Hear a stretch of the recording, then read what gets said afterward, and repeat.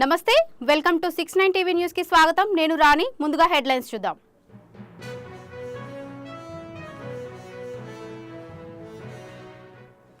Pharma village పేరిట కాంగ్రెస్ అరాచకాలు రేవంత్ రెడ్డి చక్రవర్తి కాదన్న కేటీఆర్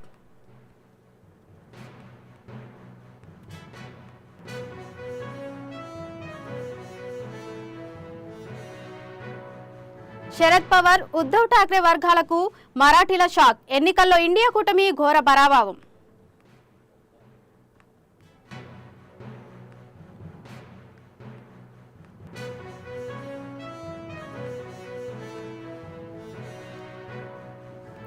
అర్హులందరికీ ప్రభుత్వ సంక్షేమ పథకాలు ప్రజల జీవన ప్రమాణాలు మెరుగుపరుస్తామన్న జీహెచ్ఎంసీ మేయర్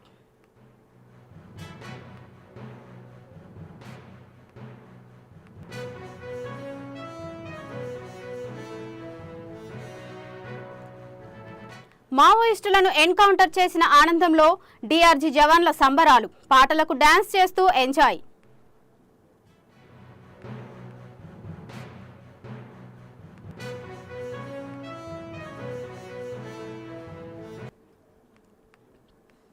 బలహీన వర్గాల రైతుల తరపున పోరాటం చేసిన పాపానికి మాజీ ఎమ్మెల్యే పట్నం నరేందర్ రెడ్డి జైల్లో గడపాల్సి వస్తోందని బీఆర్ఎస్ కార్యనిర్వాహక అధ్యక్షుడు కేటీఆర్ అన్నారు. చర్లపల్లి జైలులో ఉన్న నరేందర్ రెడ్డితో ములాఖత్ అనంతరం ఆయన మాట్లాడారు. సీఎం రేవంత్ రెడ్డి చక్రవర్తి నియంత కాదని, సొంత నియోజకవర్గమైతే అదేమైనా మీ సామ్రాజ్యమా అని ప్రశ్నించారు. నాడు శిశుపాలని పాపాలు లెక్కిపెట్టినట్టు నేడు రేవంత్ పాపాలు ప్రజలను లెక్క పెడుతున్నారని ఆయన అన్నారు.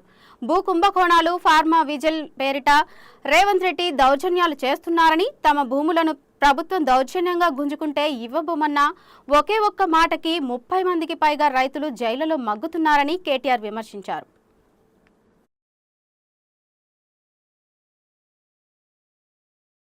ఆయన మాకు చెప్పింది ఒకటే, మాట్లాడింది ఒకటే. అన్న నా గురించి వదిలేయండి, నేను బాగానే ఉన్నాను, నేను బాగానే ఉంటాను. చేయని తప్పుకు ఇవాళ 30 మంది అమాయక పేద రైతులను జైల్లో పెట్టినారు. వాళ్ళను విడిపించండి, వాళ్ళ కోసం పోరాటం చేయండి. మా కొడంగల్ రైతుల పక్షాన నిలబడండి, మా కొడంగల్ గిరిజనుల కోసం కొట్లాడండి, మా కొడంగల్లోని దళిత బలహీన వర్గాల రైతుల భూములు గుంజుకుంటున్నారు, అక్కరలేని ఫార్మా విలేజ్ను రుద్దుతున్నారు అని చెప్పి ఆయన బాధపడతా ఉన్నాడు. వాస్తవం ఏంటి అంటే ఈరోజు సంగారెడ్డి జైలు నుంచి మొదలు పెడితే చెర్లపల్లి జైలు దాకా అమాయకులేమో జైల్లో ఉన్నారు. కానీ కొడంగల్ నుంచి కొండారెడ్డిపల్లె దాకా అరాచకాలు చేస్తున్న దుర్మార్గులేమో ఇవాళ గద్దెనెక్కి కూర్చున్నారు. మీరు చూస్తూ ఉన్నారు. కొడంగల్లోనేమో పేద రైతుల భూములు గుంజుకునే ప్రయత్నం ఒకవైపు, ఇష్టం వచ్చినట్టు భూములు ఇవ్వమంటే అర్ధరాత్రి ఇండ్ల మీద పడి ఆడవాళ్ళు చిన్నపిల్లలను చూడకుండా అరాచకాలు చేస్తున్నది కాంగ్రెస్ ప్రభుత్వం రేవంత్ రెడ్డి నాయకత్వంలో. మరొకటి నిన్ననే చూసినాం. కొండారెడ్డిపల్లి రేవంత్ రెడ్డి సొంత ఊరు. ఒక మాజీ సర్పంచ్ పెద్ద ఆయన సాయిరెడ్డి 85 ఏళ్ళు ఇదే రేవంత్ రెడ్డి కోసం మన ఎలక్షన్లో కూడా తిరిగిండు, ఓట్లు వేయించిండు. అట్లాంటి పెద్ద ఆయన మీద కూడా ఇవాళ పగబట్టి ఆయన ఇంటికి అడ్డంగా గోడ కట్టి తవ్వలేకుండా చేస్తే ఆ శోభ, ఆ అవమానం సొంత ఊరిలో సర్పంచ్గా పనిచేసిన ఊరిలో ఇంతటి అవమానం అని చెప్పి ఆ క్షోభతో నిన్న ఆత్మహత్య చేసుకున్న పరిస్థితి. ఇవాళటి కూడా కల్వకుర్తిలో ఆయన భౌతిక కాయం ఇంకా అట్లే ఉంది. నియంతల పాలనలో, దుర్మార్గుల పాలనలోనే ఇట్లాంటి ఆంక్షలు చూస్తాం. ఇండ్ల కడ్డంగా గోడలు కట్టే పరిస్థితి ఎక్కడన్నా ఇదివరకు ఉండేనా? మేము లేదా ప్రభుత్వంలో 10 ఏళ్ళు ఎన్నడన్నా ఇట్లాంటి వార్తలు విన్నారా? సొంత ఊరైతే, సొంత కాన్స్టిట్యున్సీ అయితే నీ సామ్రాజ్యమా? నువ్వేమైనా రారాజువా? నువ్వేమైనా చక్రవర్తివా? లేక 1000 ఏళ్ళు బతకనికి వచ్చినవా? సొంత ఊరైతే, సొంత నియోజకవర్గం అయితే నేను ఆడింది ఆట, పాడింది పాట అంటే నువ్వు నియంత కాదు, నువ్వు చక్రవర్తివి కాదు రేవంత్ రెడ్డి. నీలాంటి వాళ్ళు చాలా మంది కొట్టుకపోయినారు, నువ్వు కూడా కొట్టుకపోతావు. ఒకటి మాత్రం పక్కా, ఇవాళ కొడంగల్ నుంచి కొండారెడ్డిపల్లె దాకా కాంగ్రెస్ ప్రభుత్వం చేస్తున్న అరాచకాలు, శిశుపాలుడి తప్పులు ఎట్లయితే ప్రజలు ఆనాడు లెక్కబెట్టినారో ఇప్పుడు వర్గాలకు మరాఠీలు పెద్ద షాక్ ఇచ్చారు. ఎన్నికల్లో ఇండియా కూటమి ఘోర పరాభవం చవిచూసింది. మహారాష్ట్రలో మరోసారి ఎన్డీఏ పాగా వేయబోతోంది. ఫలితాల వేళ మహాయుతి కూటమి శ్రేణుల సంబరాల్లో మునిగిపోయారు. మెజారిటీని ఇప్పటికే దాటేయగా ప్రభుత్వ ఏర్పాటునకు కసరత్తులు జరుగుతున్నాయి. ఎన్నికల హామీలు, నినాదాలు మహాయుతి కూటమికి కలిసొచ్చాయి. లాడ్లీ బెహానా యోజన పథకం, మహిళలకు 2,100 రూపాయల ఆర్థిక సాయం ప్లస్ అయ్యాయి. పథకం కులగణనను వ్యతిరేకిస్తూ మోదీ ఏక్తో సేఫ్ హై నినాదంగా బాగా పనిచేసింది. ఓబీసీలు, ఆదివాసీలను విభజిస్తే నష్టమంటూ చేసిన ప్రచారం బాగా ప్రజల్లోకి వెళ్లిందనే విశ్లేషకులు వినపడుతున్నాయి.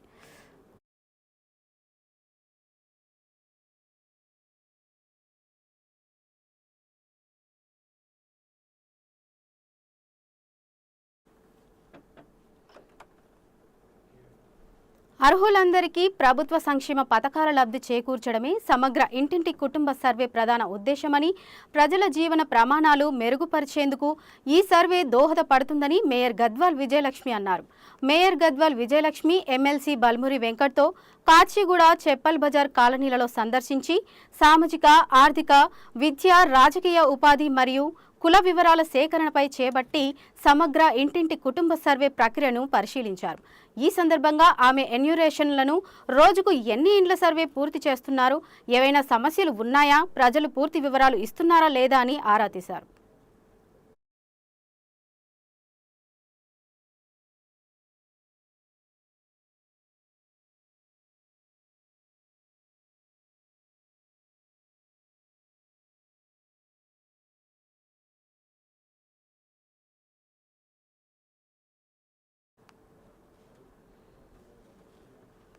ప్రజలు ఇచ్చిన తీర్పును గౌరవించి బీఆర్ఎస్ అధినేత కేసీఆర్ అసెంబ్లీకి రావాలని సిపిఐ రాష్ట్ర కార్యదర్శి కూనంనేని సాంబశివరావు అన్నారు. గజ్వేల్, ప్రజ్ఞాపూర్ మున్సిపాలిటీ పరిధిలోని మల్లన్న సాగర్ నిర్వాసిత కాలనీలో ఆయన పర్యటించారు. బాధితులకు సిపిఐ అండగా ఉండి పోరాటం చేస్తుందని చెప్పారు. సిపిఐ నేత చాట వెంకటరెడ్డితో కలిసి సిద్దిపేట జిల్లా కేంద్రంలో ఆయన మాట్లాడారు. సమస్యల పరిష్కారమే లక్ష్యంగా అసెంబ్లీలో చర్చిస్తానని, తన వంతు కృషి చేస్తానని బాధితులకు కూనంనేని సాంబశివరావు హామీ ఇచ్చారు. బీఆర్ఎస్, బీజేపీలు రాష్ట్రంలో రహస్య ఎజెండాతో పనిచేస్తూ రాజకీయ లబ్ధి పొందాలని చూస్తున్నాయని ఆరోపించారు. వాళ్ళు ఎవరికి చెప్పుకోవాలో వాళ్ళకి అర్థం కావట్లేదు. వాళ్ళు ఓట్లేయించే గెలిపించినటువంటి మాజీ ముఖ్యమంత్రి గారు, ఇప్పుడు ఎమ్మెల్యే అయినటువంటి కేసీఆర్ గారేమో వాళ్ళకి దొరకడు. అసెంబ్లీలో వాళ్ళ గురించి చెప్పేవాడు ఎవరు తెలియదు. ఈ పరిస్థితుల్లో కమ్యూనిస్ట్ పార్టీగా మేము రావడం జరిగింది. వాళ్ళు ఇప్పుడున్న ప్రభుత్వం అయినా వాళ్ళైనా వచ్చి సరే అక్కడ పాత ఏం జరిగిందో మేము బాధ్యత తీసుకుంటాం చేస్తామని వీళ్ళు రారు. అసలు ఎవరికి చెప్పుకోవాలో అర్థం కాని పరిస్థితుల్లో దాదాపు 2,200 కుటుంబాలు పేరు కేటాయిస్తే అక్కడ ఏ సౌకర్యాలు లేకపోవటం వల్ల అక్కడ ఇంకా కొంతమంది వాళ్ళకి ఏమి రిజిస్ట్రేషన్లు లేదా కేటాయింపులు జరగకపోయినా 700 ఏళ్లలో వాళ్ళు వచ్చేసి ఉంటున్నారు. అది ఇక్కడ కేటాయించబడిన వాళ్ళు కూడా ఇప్పుడు ఇల్లు లేదు. మరోవైపు కొన్ని చోట్ల కేటాయించిన చోట శవాలు పక్కనే కాలుస్తున్నారు. దానిలో కూడా అంటే కొంతమందికి ఇచ్చిన స్థలాల్లోనే వేరే శ్మశాన వాటికి లేకపోబట్టి అక్కడ శవాలను అక్కడే కాలుస్తూ ఉన్నారు. మరోవైపు ఒక ఇల్లు నేను చూశాను. అక్కడ వేముల నాగమ్మ అనే ఇల్లు, ఆమె కొడుకు పెళ్ళైంది, 4 పిల్లలు. ఆమెకు ఈయనకు కొడుక్కి ఇద్దరికి కలిపి ఒకే ఇల్లు ఇచ్చారు. డబుల్ బెడ్రూమ్ అంటే మేము చాలా గొప్పగా ఉంటుంది అనుకున్నాం. డబుల్ బెడ్రూమ్లో వంట చేసుకోవడానికి 2 ఆడవాళ్ళు నిలబడి వంట చేయాలంటే కుదరదు. అదేవిధంగా ఒక్క రూమ్లో భార్యాభర్తలు అని చెప్పి ఒక్కరు కూడా పడుకోవడానికి లేదు. మరి అదేమి ఆ స్థలం అది ఎలా సరిపోతుందో ఎలా ఆలోచన చేస్తారో మాకు అర్థం కాదు. అదేవిధంగా ఆ డబుల్ బెడ్రూమ్ ఉన్నటువంటి ఆ ఇల్లు వెనక నుంచి వర్షం పడుతుంటే గోడలు లోపల నుంచి వచ్చి ఆ ఇల్లు అంతా కూడా మునిగిపోతా ఉంది. ఇది అంత గొప్ప నాణ్యతతో కూడినటువంటి ఇల్లు వాళ్ళు కట్టారు. నివాస యోగ్యం కానటువంటి ఇల్లు కట్టారు. ఆ స్థలము చాలదు, ఆ ఇల్లు చాలదు. అదేవిధంగా అక్కడి నుంచి వచ్చినటువంటి రైతులు మల్లన్న సాగరం ఆ ప్రాంతంలో ఆ చెరువు కింద సాగు చేసుకుంటున్న రైతులు ఎకరం ఉన్న 2 ఎకరాలు ఉన్నంత ముందు సాగు చేసుకునేవాళ్ళు. ఇప్పుడు ఆ సాగు కూడా అవకాశం లేకపోవటం వల్ల ఇక్కడికి వచ్చిన తర్వాత ఇక్కడ వ్యవసాయ భూములు లేవు, ఏం చేయాలో తెలవట్లేదు. మహారాష్ట్రలో మహాయుత కూటమి ఘన విజయం సాధించడంతో బీజేపీ సీనియర్ నేత కొలను శంకర్రెడ్డి ఆధ్వర్యంలో బాలాపూర్ చౌరస్తాలో బాణసంచా కాల్చి స్వీట్లు పంచిపెట్టారు. బీజేపీ నేతలు కార్యకర్తలతో కలిసి సంబరాలు నిర్వహించారు. ఆచరణకు అమలు కాని హామీలు ఇచ్చిన కాంగ్రెస్ కూటమిని ప్రజలు తిరస్కరించారని, మరోసారి ఎన్డీఏ కూటమికి అధికారాలు కట్టబెట్టారని కొలను శంకర్రెడ్డి ఆనందాన్ని వ్యక్తం చేశారు. రానున్న రోజుల్లో తెలంగాణలో కూడా బీజేపీ పార్టీ అధికారంలోకి వస్తుందని ధీమా వ్యక్తం చేశారు.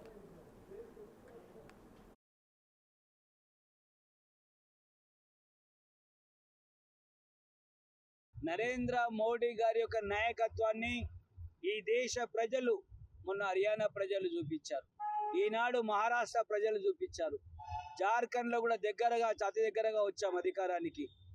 ఈ సందర్భం చూస్తూ ఉంటే కాంగ్రెస్ పార్టీ ఈనాడు భారతీయ జనతా పార్టీ ముందు ఒక ప్రాంతీయ పార్టీ కంటే అధ్వానంగా మారిపోయింది. కాంగ్రెస్ పార్టీ ఈనాడు భారతీయ జనతా పార్టీని ఎదుర్కోవడంలో చేతగాని దద్దమ్మ పార్టీగా ఈనాడు ఒక రాజకీయ పార్టీగా తయారైపోయింది.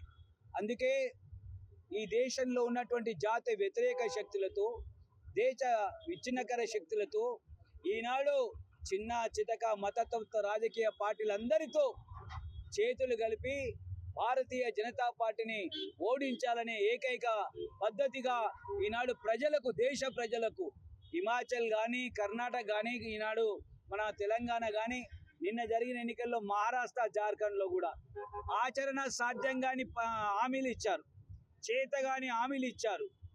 ఏదేమైనా చేసి తెలంగాణ ప్రజలు ఏ విధంగా మోసం చేసి ఓట్లు దండుకొని అధికారంకి వచ్చారో మహారాష్ట్రలో, జార్ఖండ్లో కూడా అదే ఫలితాలు, అదే వాగ్దానాలు, అదే యొక్క వాగ్దానాలు ఇచ్చి మోసం చేసి ఓట్లు దండుకోవాలని చూశారు.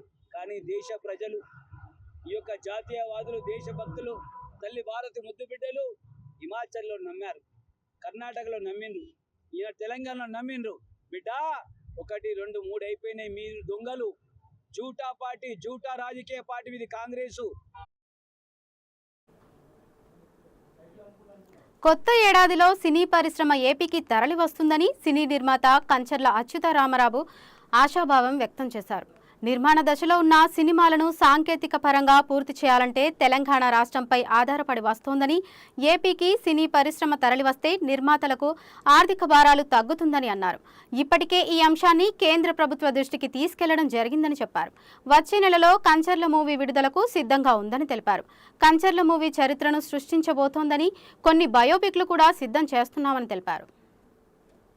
నేటి 11 సంవత్సరాలు అవుతున్నా సినిమా ఇండస్ట్రీ అనేది ఇప్పటివరకు ఇంకా ఎక్కడ కూడా విడిపోలేదు.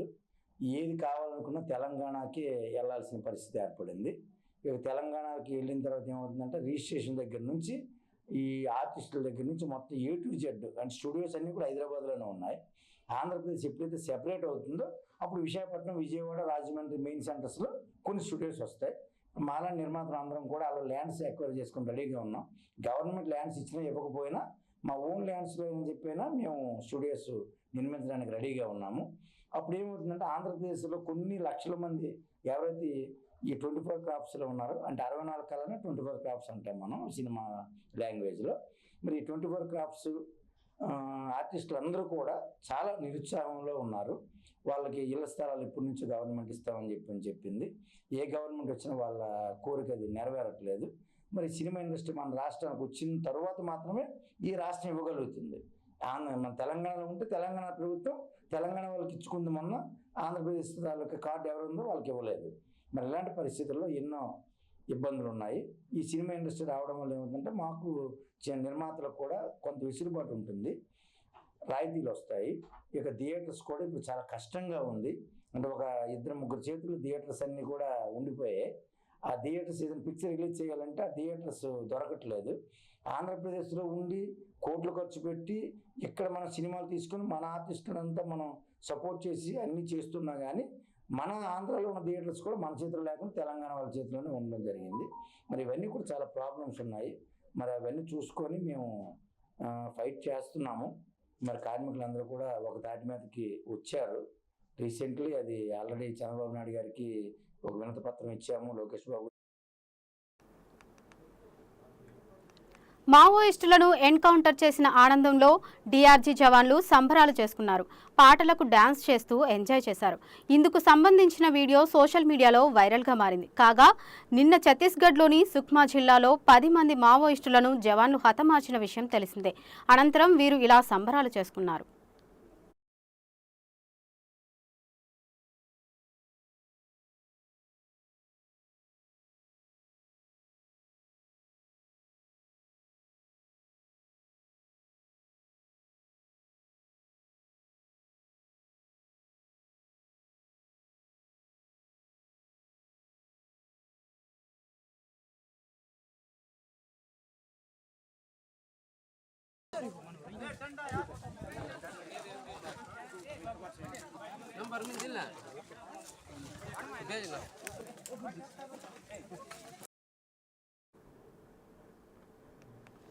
వైసీపీకి మరో షాక్ తగిలింది. ఇప్పటికే పలువురు ముఖ్య నేతలు ఆ పార్టీని వీడగా తాజాగా కైకలూరుకు చెందిన ఎమ్మెల్సీ జయమంగళ వెంకటరమణ రాజీనామా చేశారు. ఎమ్మెల్సీ పదవితో పాటు ఆ పార్టీకి గుడ్ బై చెబుతున్నట్లు ఆయన ప్రకటించారు. ఎమ్మెల్సీ పదవికి చేసిన రాజీనామా లేఖను శాసన మండలి చైర్మన్ మూసేను రాజుకు పంపించారు. గతంలో టీడీపీలో కొనసాగిన జయమంగళ వెంకటరమణ ఎన్నికలకు కొద్ది రోజుల ముందు వైసీపీలో చేరారు. ఎమ్మెల్యే కోట, ఎమ్మెల్సీ ఎన్నికల్లో ఆయన విజయం సాధించారు. సార్వత్రిక ఎన్నికల్లో వైసీపీ ఘోర పరాజయం తర్వాత పార్టీకి ఆయన అంటి ముట్టనట్లు ఉన్నారు. ఈ క్రమంలో జయమంగళ వెంకటరమణ రాజీనామా చేశారు.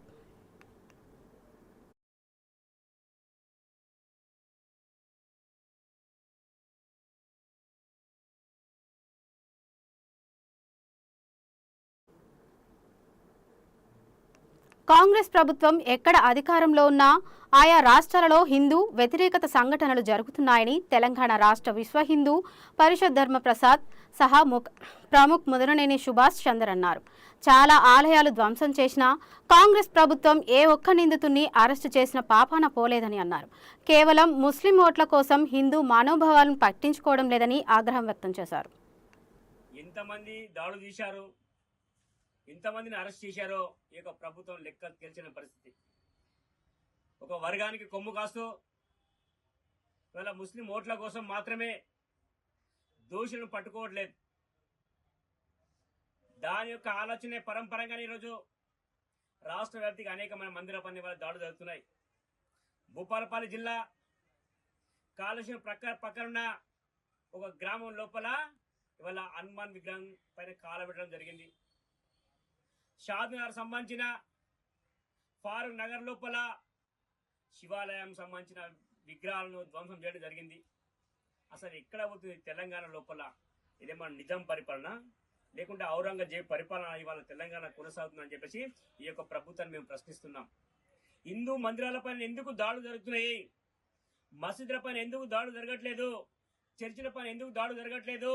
అంటే ఒక పకడ్బందీ ప్లాన్ తోటి ఈ రాష్ట్రం లోపల జిహాద్ తీవ్రవాదులు మందిరాలను టార్గెట్ చేసి దాడులు జరుపుతుంటే ఈ యొక్క ప్రభుత్వం చేతగాని దద్దమ్మ ప్రభుత్వం మామూలు చూచి చూడనట్టు దోషులను వదిలేసింది. కాబట్టి ఈ యొక్క పరంపర అన్ని దాడులు జరగడానికి కారణం ప్రభుత్వం. ఎంత దారుణమైన దారుణం జరుగుతుంది. కాబట్టి ప్రభుత్వ యంత్రాంగం, ప్రభుత్వం ఇప్పటికైనా కళ్ళు తెరవండి, ఇప్పటికైనా కళ్ళు తెరవండి. దోషుడు ఎంతటి వాడైనా వాడిని శిక్షించాలి. వాడికి సరైన పనిష్మెంట్ జరిగితేనే ఇలాంటి దాడులు జరగకుండా పోతాయి. కానీ ప్రభుత్వం చేతగానితనం, ఓటు బ్యాంకు రాజకీయాల వల్ల ఇవాళ అన్ని మందులపై దాడులు జరుగుతుంది. దీనికి ప్రభుత్వమే వైఫల్యమే కారణం అని చెప్పేసి మేము ఇలా ప్రభుత్వానికి తెలియజేస్తున్నాం. ఓన్లీ ఓట్ల కోసం కాదు, ఇందులో ఓట్లు వెళ్ళారా? ఇందులో ఓట్లతో ఈ యొక్క ప్రభుత్వం మీద నడవట్లేదా? ఓన్లీ ముస్లింలు బాగున్నారా? వాళ్ళ గురించి ఒక ప్రభుత్వం వలసిందా? ఇప్పటికైనా తెలంగాణ ప్రభుత్వం ఆలోచించి ఇవాళ షాద్నగర్లో కావచ్చు, భూపాలపల్లిలో కావచ్చు, ఏ దోషులు కానీ ఎవరైనా సరే, ఎంతటి వారైనా సరే అరెస్ట్ చేసి వాళ్ళని లోపలేసి కఠినంగా శిక్షించాలి. లేకుంటే పెద్ద ఎత్తున ఉద్యమం చేసామని ఈ ప్రభుత్వానికి హెచ్చరిక ఇస్తున్నాం. షాద్నగర్ లోపల బజరంగ కార్యకర్తలు ఇప్పటివరకు చాలా గంటల నిరసన కార్యక్రమం కొనసాగుతుంది. వాళ్ళు రేపటి వరకు నిరసన కార్యక్రమం కొనసాగించడానికి సిద్ధంగా ఉన్న కార్యకర్తలు. కాబట్టి హిందూ సమాజం అందరూ ఆలోచించండి. షాద్నగర్ జరిగే నిరసన కార్యక్రమానికి మీరందరూ మద్దతు చెప్పాలి.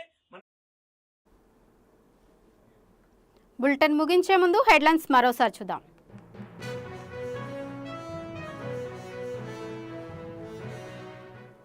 ఫార్మా విలేజ్ పేరిట కాంగ్రెస్ అరాచకాలు, రేవంత్ రెడ్డి చక్రవర్తి కాదన్న కేటీఆర్.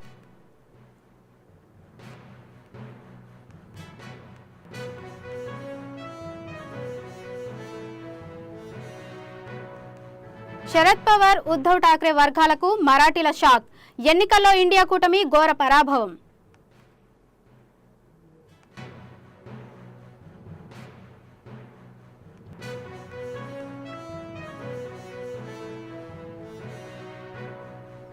అర్హులందరికీ ప్రభుత్వ సంక్షేమ పథకాలు, ప్రజల జీవన ప్రమాణాలు మెరుగుపరుస్తామన్న జీహెచ్ఎంసీ మేయర్.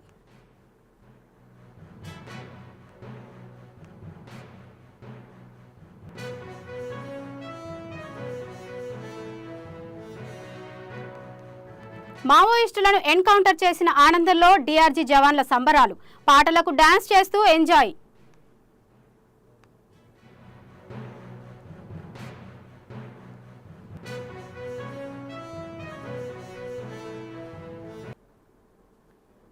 ఇవి ఇప్పటివరకున్న అప్డేట్స్. మరిన్ని అప్డేట్స్ కోసం చూస్తూనే ఉండండి 69 టీవీ.